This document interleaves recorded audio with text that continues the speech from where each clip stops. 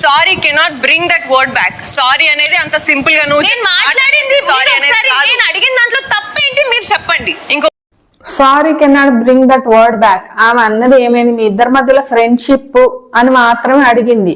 ఈమె అప్పటి నుంచి అడల్ట్ అడల్ట్ అడల్ట్ అంటానే ఉంది. 3 రోజులుగా నడుస్తానే ఉంది పంచాయతీ. అడల్ట్ అంటే ఫ్రెండ్షిప్ అంటే అడల్టా?